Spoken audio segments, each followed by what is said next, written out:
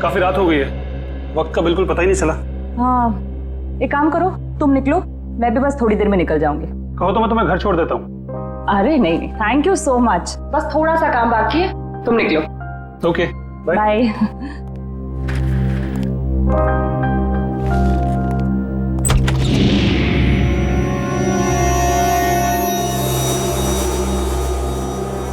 ठीक है।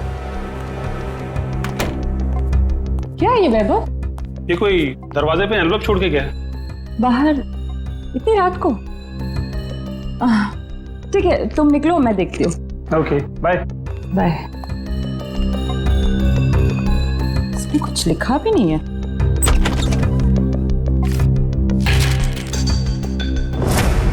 एक नजराना सालुंखे के लिए।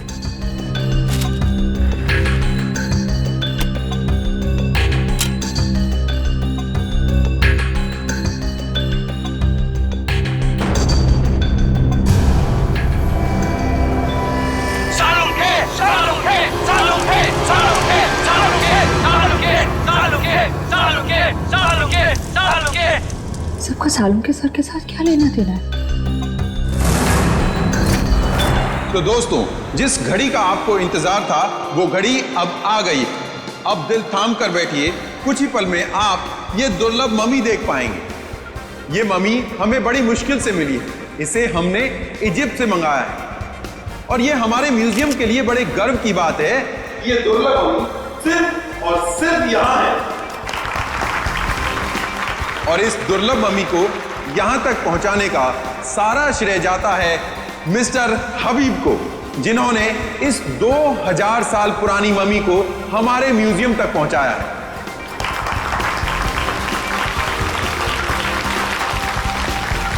और अब मैं आपका ज्यादा वक्त ना लेते हुए आपके सामने पेश करता हूं ये दुर्लभ मम्मी।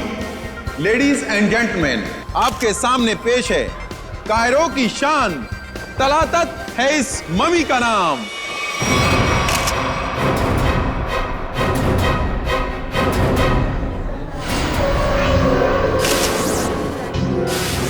अंदर देखो, ये किसने लिख दिया?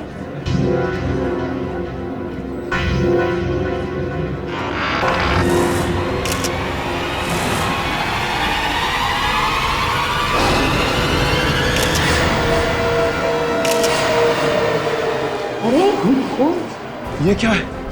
लाफा माता ये ले आशरे आशरे।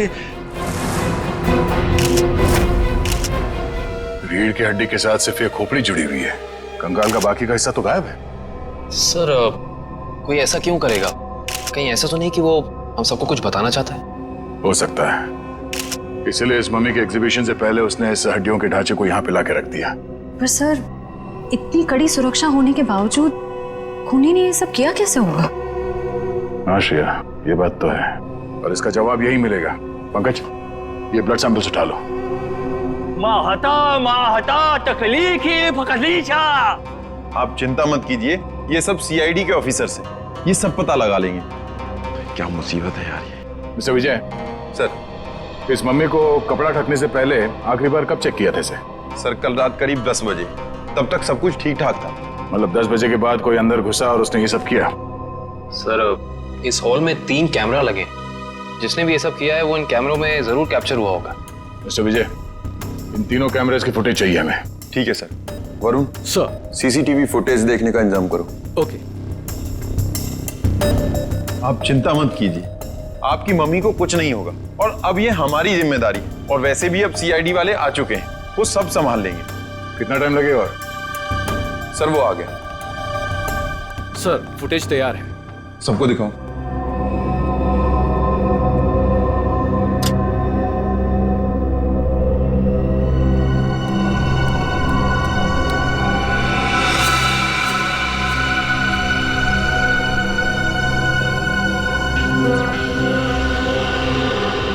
ये क्या?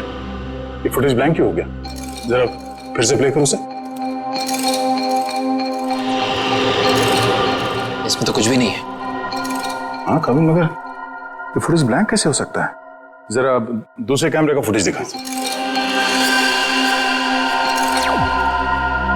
ऐसे कैसे हो सकता है? तीसरा कैमरे का फुटेज दिखाओ। इस कैमरे में औरत, लंबे बाल वाली औरत दिख रही है और दूसरे कैमरे में कोई दिख नहीं रहा। ये कैसे हो सकता है?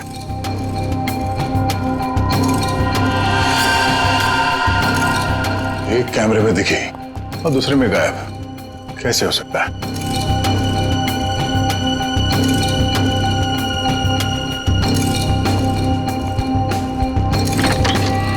ये देखो, तो खूनी यहाँ इस खिड़की से ही अंदर आया है। सर अगर ये खूनी इस खिड़की से अंदर आया है और एक कैमरे में कैप्चर हुआ है, बाकी दोनों कैमरों में कैप्चर क्यों नहीं हुआ? वो इसलिए काविन, क्योंकि शायद ये खिड़की कैमरा के रेंज से बाहर है।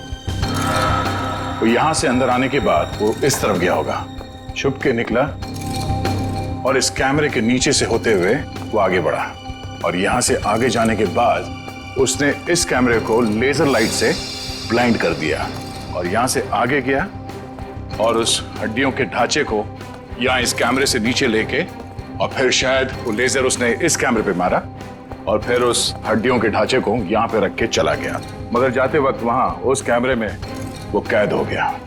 सर इसका मतलब जिसने भी ये किया है वो अच्छी तरीके से जानता था कि इन कैमरों में कैद कैसे नहीं होना है। इसका मतलब वो जो कोई भी है उसे इस म्यूजियम की अच्छी जानकारी थी। सर यानी कि ये सारा काम किसी अंदर वाले का है, यहाँ किसी काम करने वाले का। हाँ श्रेया, ये काम यहाँ के किसी कर्मचारी का ही है। सर वो खिड़की देखने में काफी छोटी लगती है, मतलब जो भी अंदर आया है वो ज्यादा कद का नहीं होगा, 5 फीट के आसपास। और सर वो आदमी बहुत पतला दुबला होगा। आदमी क्यों, वो कोई औरत भी हो सकती है। उस फुटेज में उसके काफी लंबे बाल थे। नहीं सर, ये दोनों ऐसा काम नहीं कर सकती। ये तो हमारे यहाँ काफी सालों से काम कर रही हैं। तो फिर कौन कर सकता है? एक मिनट, जरा वो फुटेज दिखाना जहां पे वो औरत दिखी थी फ्रेम में। पॉज करो सर, अब जरा जूम करना। इस औरत के तो साइड हॉक्स है। सर ये लड़कियों का कोई नया फैशन है? नहीं पंकज, ये कोई औरत नहीं है। औरत के भेष में कोई आदमी घूम रहा है। औरत के भेष में आदमी? मिस्टर विजय सर, आपके स्टाफ में कोई ऐसा है जो इस वक्त यहाँ पे मौजूद नहीं है? हाँ सर, एक कर्मचारी था जो टूर गाइड का काम करता था। मतलब अभी कहाँ है? सर वो 2 हफ्ते पहले म्यूजियम का कुछ सामान चुराते हुए रंगे हाथों पकड़ा गया। अनिल नाम था उसका। हाँ सर, अनिल की कदकाठी ऐसी है कि वो इस खिड़की से आ जा सकता है। और एक म्यूजियम को एक टूर गाइड से बेहतर कौन जान सकता है। इस अनिल से मिलता है। बड़ी अजीब बात।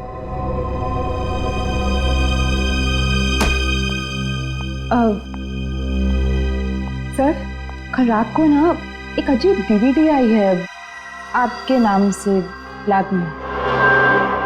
डीवीडी? हाँ सर, ये देखिए सर। एक नजराना सालुखे के लिए। सर इसमें ना एक जलती हुई गाड़ी दिखाई है, कुछ लोग अपना मुंह छुपाए खड़े हैं और वही लोग आपके नाम के नारे लगा रहे हैं सर। तारिका, ये सब उलझाने के वाला मामला है, कोई हमें भटकाना चाहता अपने काम से।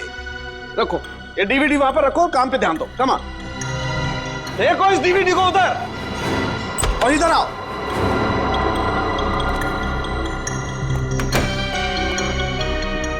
क्या हुआ बॉस, कोई सवाल नहीं पूछा? आते खामोश है सबके सब। चलो कोई बात नहीं, मैं आपको ऐसी बात बताता हूं जिससे शायद आपका मौन व्रत टूट जाएगा। बॉस, बड़ी माथा पच्ची करने के बाद, अच्छी तरह से जांच करने के बाद पता लगा कि इस रीढ़ की हड्डी में छेड़छाड़ की गई है। रीढ़ की हड्डी के साथ छेड़छाड़ की मतलब ये कि इस रीढ़ की हड्डी की हर वर्टिब्रा को गौर से देखो तो पता चलता है कि सारी वर्टिब्रा उल्टे सीधे क्रम में लगी हुई है। रीढ़ की हड्डियां गलत क्रम में लगी है, इसका क्या मतलब हो सकता है यार? मतलब ये कि देखो ये वर्टिब्रा C1, इसके बाद होनी चाहिए C2, लेकिन यहाँ पर है C7 और ऐसे ही ये सब कुछ उल्टा पुल्टा। तो रीढ़ की हड्डी में बाकी हड्डी के टुकड़े अलग ही क्रम में? हाँ, सारी हड्डियां बिल्कुल उल्टी पुल्टी लगाई गई है। जैसे कि C1 के बाद आना चाहिए C2 पर है C7, फिर आना चाहिए C3 पर है C2 और उसी तरह से सारी हड्डियां। C1 C7, डॉक्टर साहब ये क्या है, कुछ समझ में नहीं आ रहा है। अरे तुम्हारी क्या निखिल, हमारी समझ में नहीं आया भैया।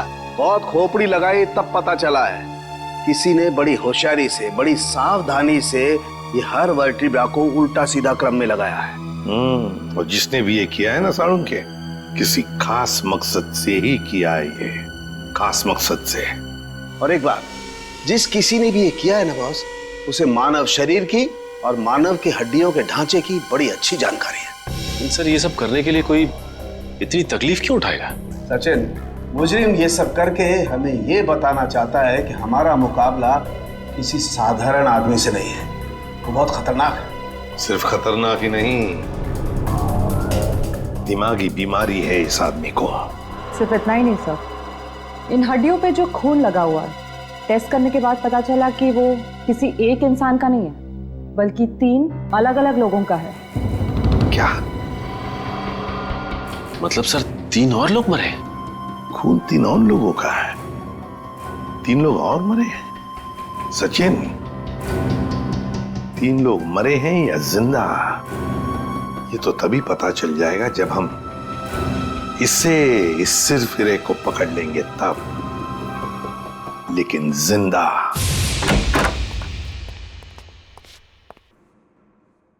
ऐसा लगता है कमरे में कोई भी नहीं है। चांद मारो, देखो क्या मिलता है।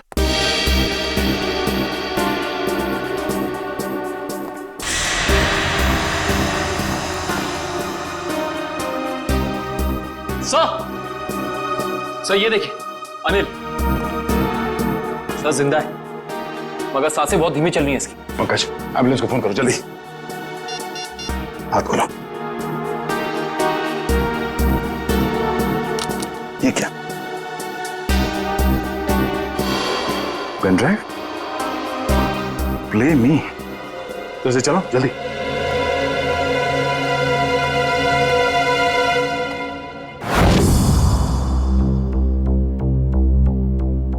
सालुंखे, मैं जानता हूं कि मेरा यह संदेशा तुम तक जरूर पहुंचेगा। मैंने सुना है कि तुम दुनिया के एक प्रसिद्ध फॉरेंसिक विशेषज्ञ हो और मुश्किल से मुश्किल केस को चुटकी बजाते ही हल कर लेते हो। मैं ऐसा नहीं मानता। मेरी नजरों में तुम सिर्फ एक आम इंसान हो और अब मैं आ गया हूं और बहुत जल्द दुनिया के सामने तुम्हारी असलियत ला कर रख दूंगा। सालुंखे, मैंने 3 आदमियों को बंदी बनाकर रखा है। अब उनकी जिंदगी तुम्हारे हाथों में है। तुम चाहो तो उन्हें बचा सकते हो। तुम्हारे पास जो रीढ़ की हड्डी है उसके जरिए उन तक पहुंच सकते हो, लेकिन तुम्हारे पास सिर्फ और सिर्फ 6 घंटे हैं। तो दिखाओ अपनी काबिलियत, और अगर तुम उन 3 लोगों को नहीं बचा सके तो उनकी मौत की जिम्मेदार होगे तुम, और तुम्हारा समय शुरू होता है अब।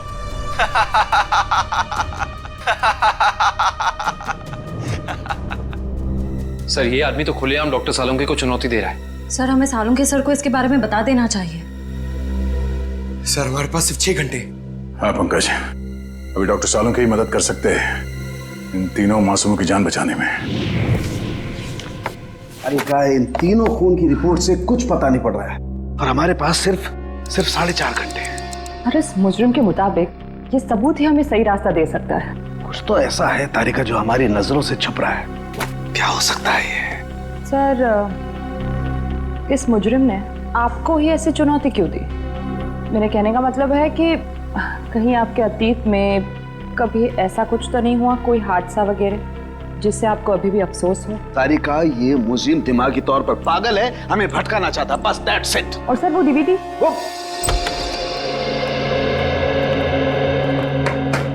क्या हुआ संजी, क्या पता चला? बॉस, हमारे पास सिर्फ 4.5 घंटे, वक्त गुजरता जा रहा है और मुझे अभी तक कुछ पता नहीं चला है। यार वही मैं तुझे कहने आया हूं कि जल्दी बता। बस मुझे लगता है इस रीढ़ की हड्डी में कोई कोड है। मुझे एक एक वर्टिब्रा फिर से चेक करनी पड़ेगी बस।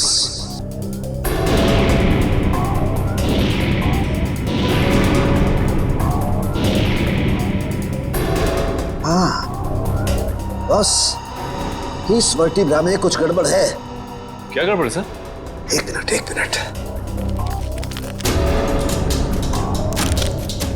एक मिनट बस।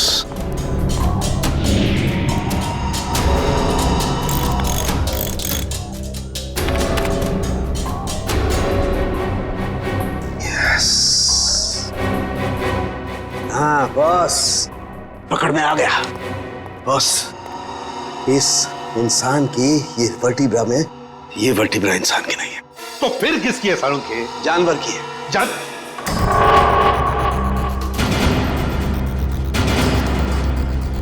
यार तू क्या कह रहा है? बस थोड़े से टेस्ट और करने पड़ेंगे, लेकिन एक बात कंफर्म है, ये वर्टिब्रा किसी जानवर की, और जानवर में भी ये वर्टिब्रा कुत्ते की है, कुत्ते की।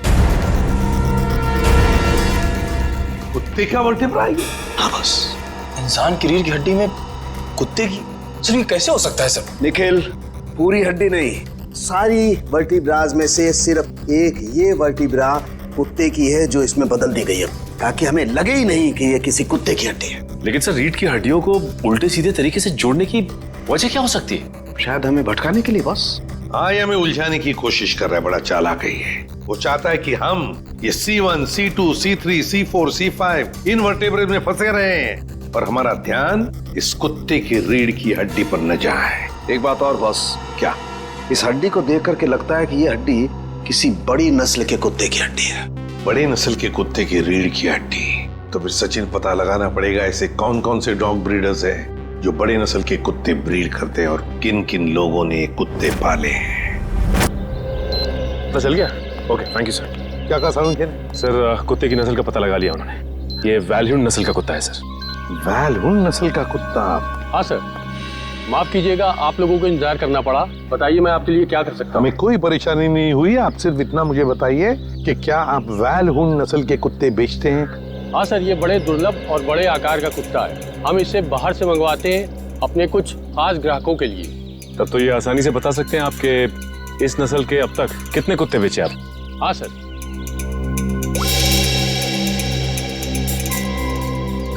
पिछले साल 2 कुत्ते बेचे, और इस साल 4 दिन पहले 1 कुत्ता बेचा, वैल्यून नस्ल का, पूरे शुद्ध।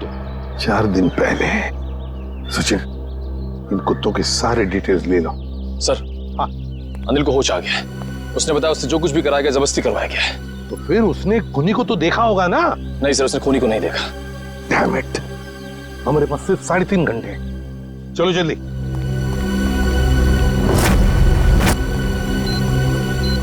सर हमने 2 घर तो चेक कर लिए, उनके कुत्ते तो सही सलामत हैं। हाँ निखिल, अब इस घर का कुत्ता देखते हैं, शायद यहीं से कुछ पता चल जाएगा। जी, किससे मिलना है? जी हम लोग CID से। आपके पास वैल्यून नस्ल का कुत्ता है ना? जी हाँ। हम उसे देखना चाहते हैं। अंदर आइए। रेक्स ने कुछ किया है क्या? अरे नहीं नहीं, आपके कुत्ते ने कुछ नहीं किया है, बस हम उसे देखना चाहते हैं। जरा बुलाइए ना आपके रेक्स को। सर वो क्या है कि हमारा नौकर उसको घुमाने के लिए लेकर गया है, बस अभी आता ही होगा। सर बैठिए ना प्लीज। नहीं नहीं, थैंक यू। सर इसका मतलब ये कुत्ता भी बिल्कुल ठीक ठाक है?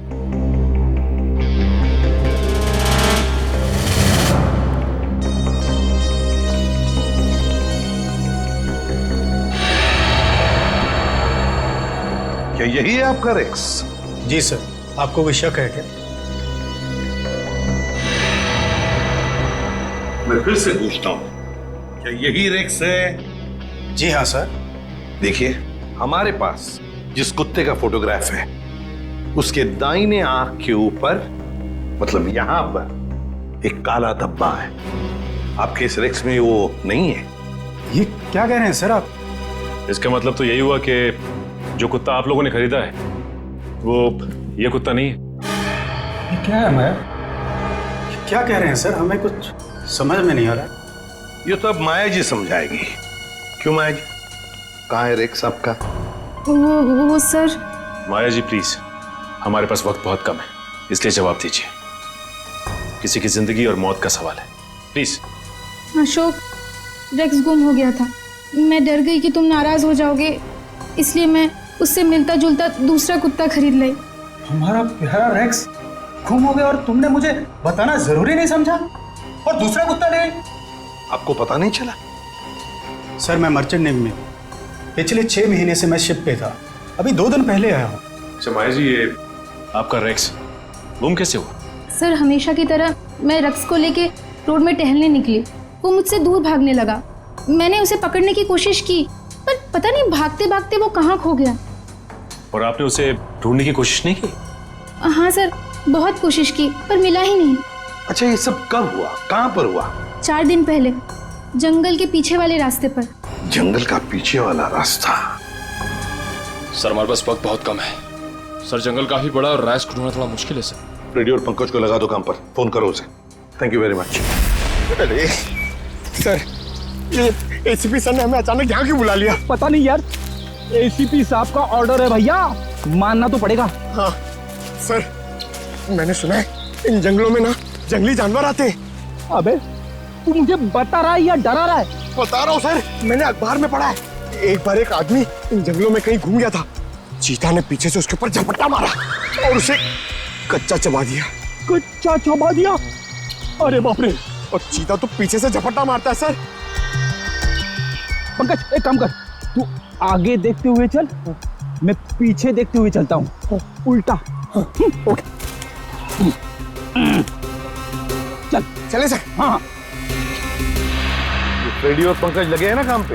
हाँ सर, लगे हुए लोग। उसकी बात समझ में नहीं आ रही है, कुत्ता माया के घर से भागा क्यों है? मुझे तो लगता है निखिल, कुत्ते को किसी चीज से ललचाया होगा, इसलिए वो भाग गया। ये सब उस खूनी का प्लान हो सकता है। अभी चल। पंकज, वहां झाड़ियों में कुछ है। सर कहीं चीता तो नहीं?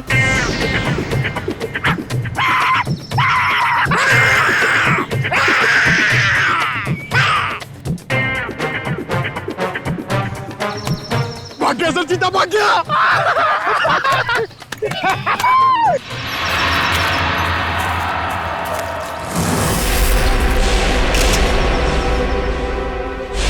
एक मिनट, ये देखो।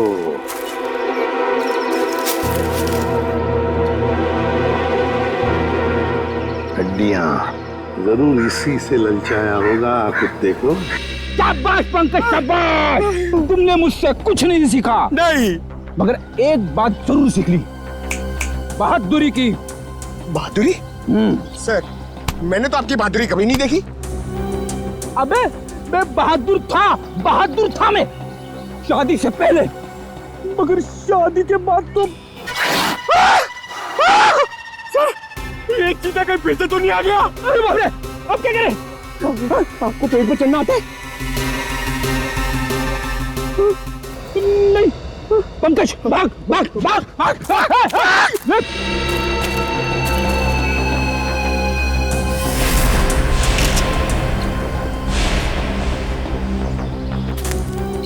ये देखिए सर। हाँ, ये देखिए बॉल, लगता है कुत्ते ने चबाया हुआ है इसे। ये क्या? कुत्ते के दांत के निशान भी तो है। इसका मतलब है वो लोग इसी दिशा में गए हैं, क्योंकि हड्डियां हमें वहां पर मिली और ये बॉल यहां पर। उसी तरह होगा, वो देखते हैं।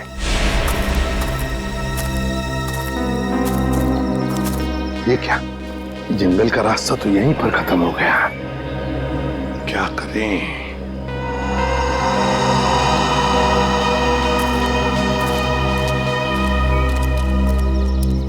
अरे भैया सुनो, देखो हम लोग सीआईडी से। घबराओ मत, सिर्फ पूछताछ करने आए हैं। एक बात बताओ, 4 दिन पहले क्या तुमने यहाँ पर किसी बड़े नस्ल के कुत्ते को देखा है? सफेद रंग का कुत्ता, उसके शरीर पर काले काले धब्बे थे, बड़ा खूबसूरत सा कुत्ता था। ये कुत्ता क्या सब, यहाँ तो दिन में बहुत सारे कुत्ते घूमते हैं। अरे भाई साहब, आपको बताया ना कि बड़ी नस्ल का कुत्ता, वो कोई आम कुत्ता नहीं था। अच्छा, वो जिसे लोग गाड़ियों में लेकर घूमते हैं? हाँ। ऐसा कुत्ता तो देखा नहीं, लेकिन 4 दिन हो गए मैं अंदर खाना खा रहा था और एक कुत्ता जोर जोर से भौंक रहा था।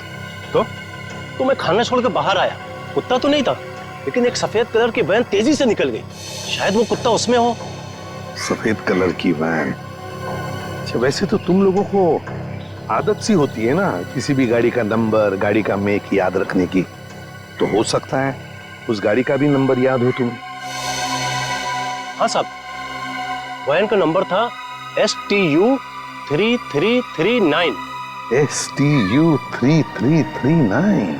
Thank you Sachin. इस वैन का पता लगाओ, सफेद कलर की वैन STU 3339। बस हो गया नाटक।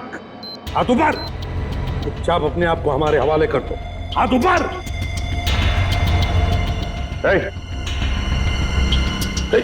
अच्छा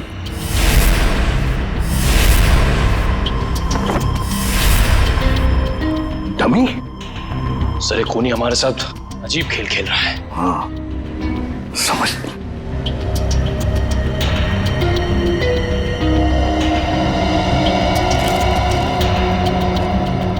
चिट्ठी है। तुम्हारे अंदर कुछ खास नहीं है, बड़े मामूली और आम हो तुम। अब मान लो कि तुम उन 3 लोगों को बचाने में नाकाम हो चुके हो, तुम हार गए। अच्छा सर, ये कोई संकी है।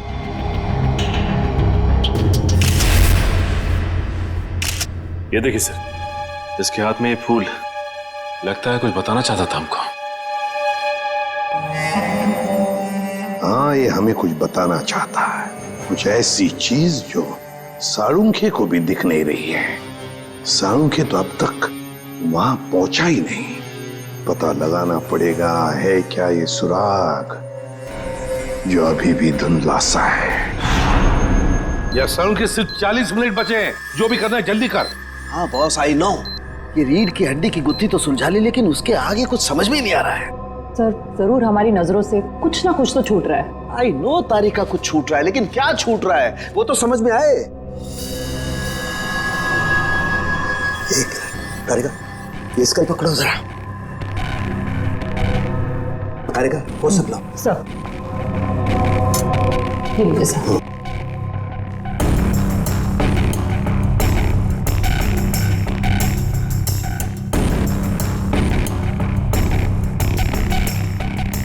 ये दांत तो प्लास्टर ऑफ पेरिस का लगता है।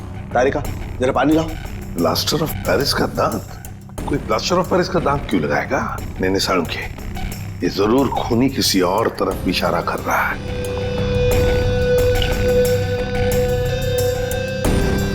अच्छा साळुंखे साहब, ये आपके प्रोफेशन में ये प्लास्टर ऑफ पेरिस कहाँ इस्तेमाल होता है? सचिन, प्लास्टर ऑफ पेरिस अक्सर मेडिकल कॉलेजेस में कंकाल वगैरह बनाने के लिए, स्टडी के लिए इस्तेमाल करते हैं। Medical college, medical college.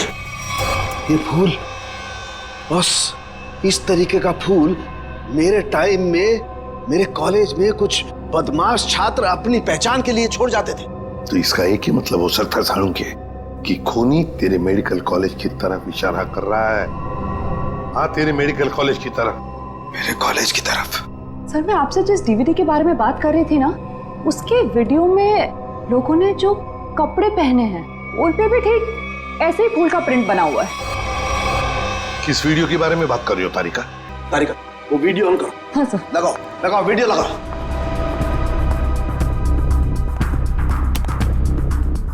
Play करो, प्ले करो। सर क्या बात है, सच में आज ये कर दिखाएगा।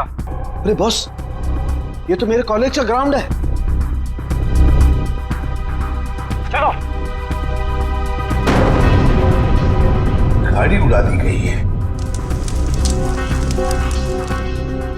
साळुंखे, साळुंखे, साळुंखे, साळुंखे, साळुंखे, साळुंखे, साळुंखे, साळुंखे, साळुंखे, साळुंखे।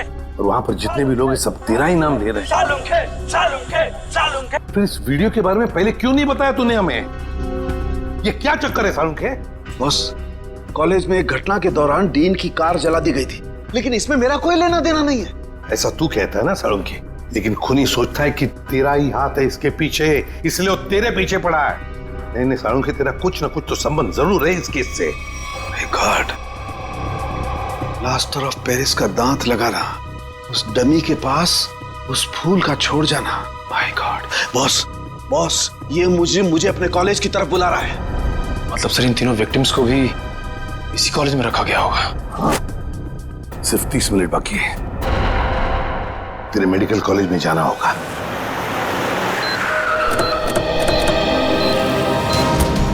सिर्फ 10 सेकंड बचे सर हमारे पास।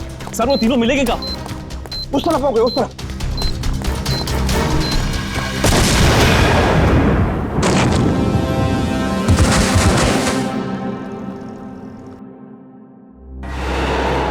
अभिजीत, डॉक्टर साहब, अब ठीक है? मैं कैसे ठीक हो सकता हूँ? 3 बेगुनाह लोगों की जान ली, क्यों किया तुमने ऐसा? संभालिए अपने आप को डॉक्टर साहब। नहीं, मैं कैसे संभाल सकता हूँ? उसने 3 बेगुनाह लोगों की जान ली है। मैं उस खूंखार को अपने हाथों से मार के रहूंगा।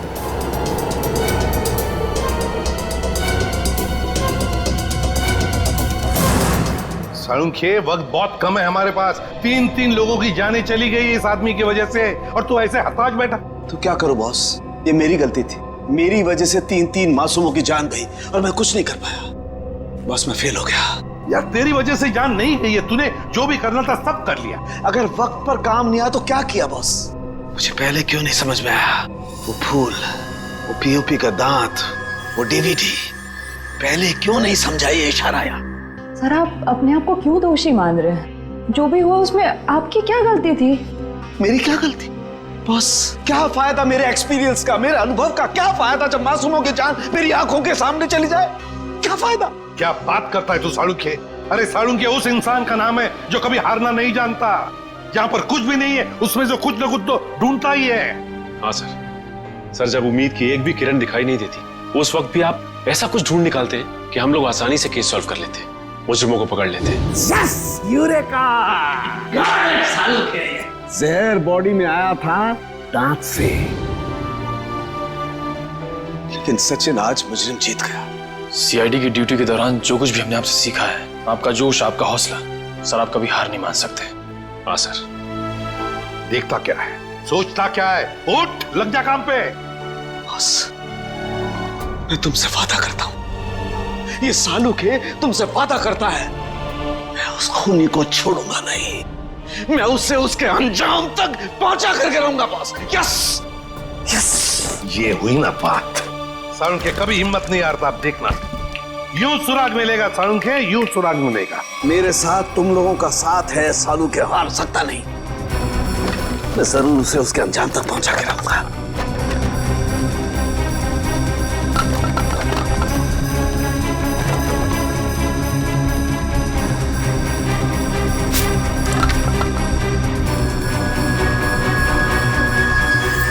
बस, ये शायद किसी कार्डबोर्ड का टुकड़ा है जो अभी तक जला नहीं है। ये हिस्सा कुछ अजीब तरीके से उभरा हुआ है। हाँ यार, कुछ तो है उसके नीचे। अरे का काम करो, इसे साफ करो जल्दी। मैं कहता हूँ साळुंखे, जरूर कोई सुराग मिलेगा हमें। बिल्कुल बॉस, हम उस खूनी तक पहुंच करके रहेंगे।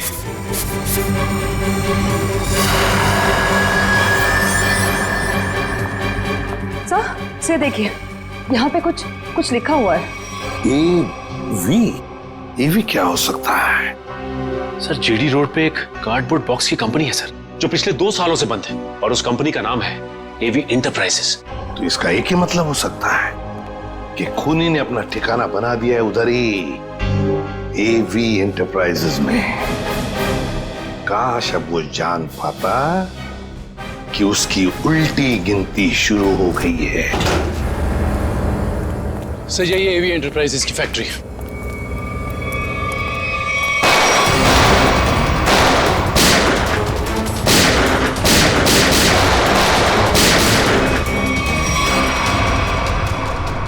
क्या बात है, अभी तो हमारा स्वागत गोलियों से हो रहा था, अभी एकदम सन्नाटा। सर, लगता है कोई नई चाल चलने वाला है।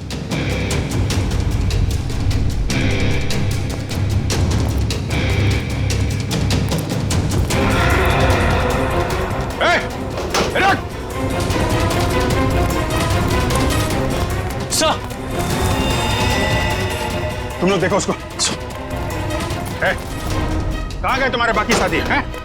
सर, मैं शिखर हूँ। मेरे चचेरे भाई भूपेंद्र को किसी ने अगवा कर लिया है। वो निकल भागने में कामयाब भी हो जाता, मगर उसने फिर से उसे पकड़ लिया। सर, इसका मतलब वो तीसरा विक्टिम अभी भी जिंदा है? एम्बुलेंस को फोन करो जल्दी।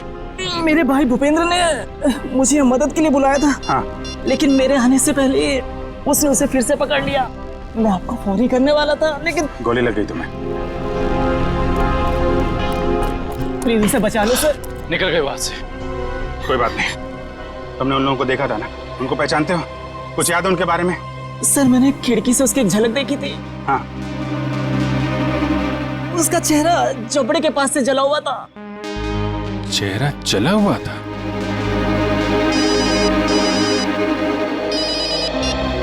हेलो सीआईडी वालों, तुम लोग डाल तो मैं बात।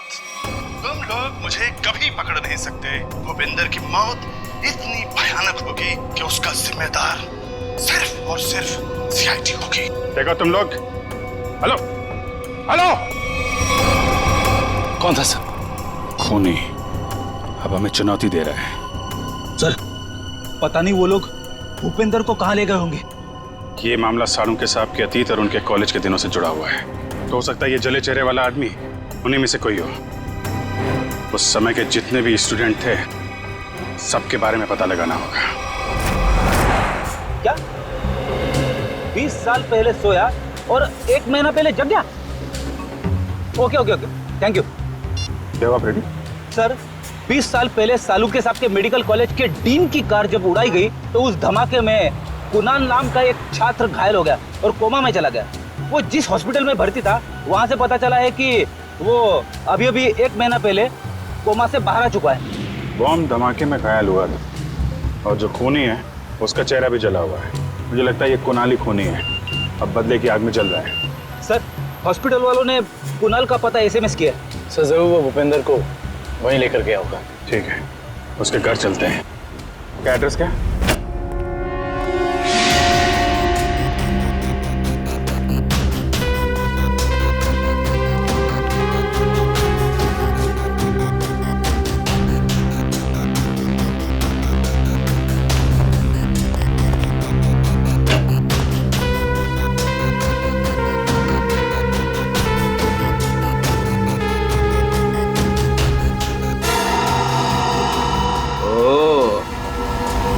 तो यहाँ छुप के खड़ा है।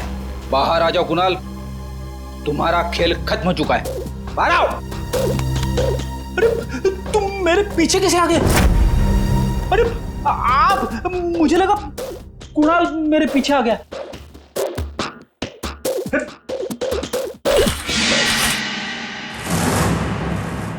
सिर्फ जूते हैं, वहां चेक करो। इस कुणाल ने तो जूते खिलवा दिए मुझे।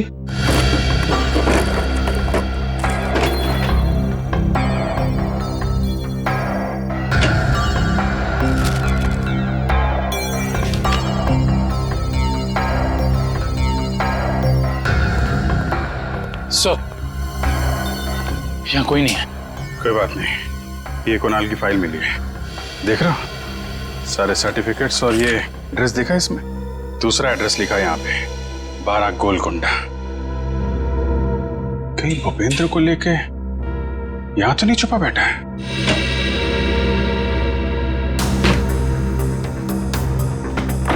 ब्यूरो में फोन करो, ये एड्रेस भेजो, उनको बोलो पता लगाएं इसके बारे में।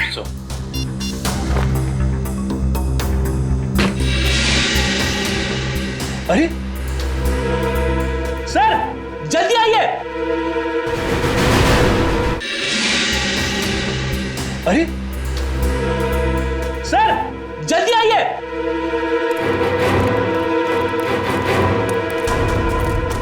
क्या वो फेरी?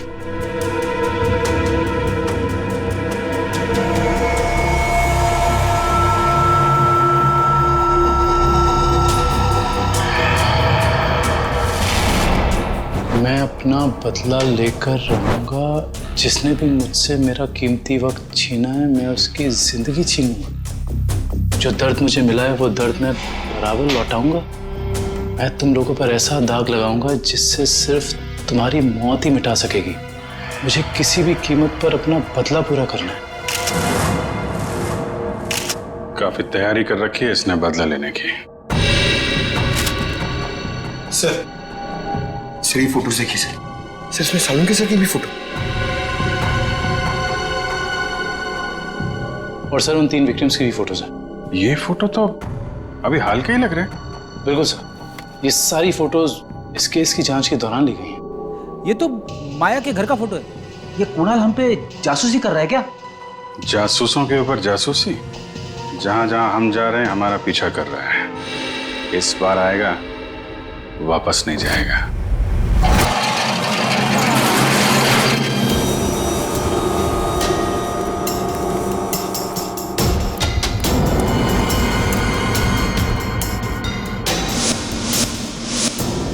सर,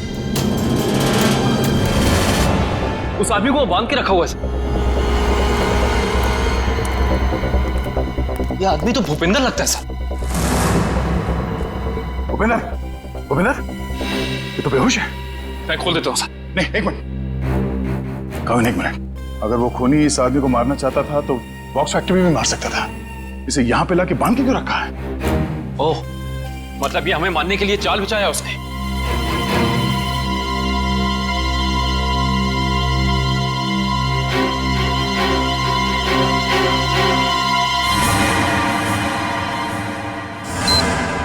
ओह नो, मौत का जाल यहां बिछा के रखा। खोलो इसे जल्दी।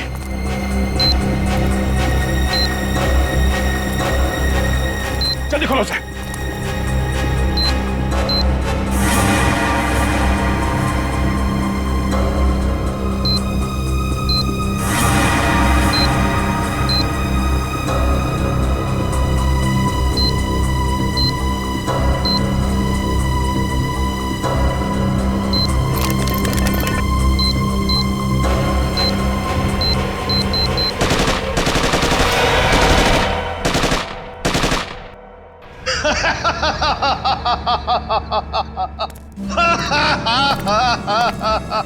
मुझसे बेहतर कोई भी नहीं हो सकता, कोई भी नहीं। मैं कुणाल, मैं कुछ भी कर सकता हूं, कुछ भी।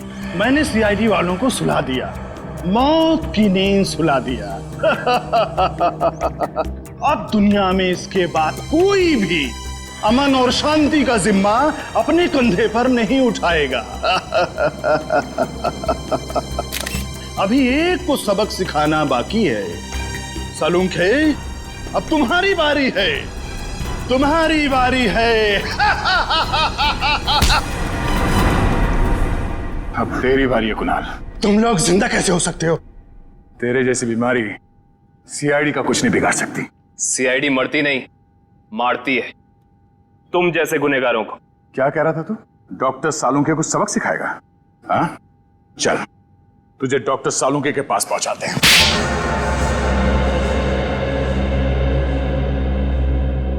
क्यों मारा मासूम लोगों को तुमने? वो मासूम नहीं है, वो अपराधी है, मेरे अपराधी। मैं उन सब लोगों को मार देना चाहता था जिन्होंने मेरी जिंदगी बर्बाद करने में कोई कसर नहीं छोड़ी। मैंने क्या बिगाड़ा था तुम्हारा? मेरी जिंदगी बर्बाद करने में तुम्हारा बहुत बड़ा हाथ था सालुंके।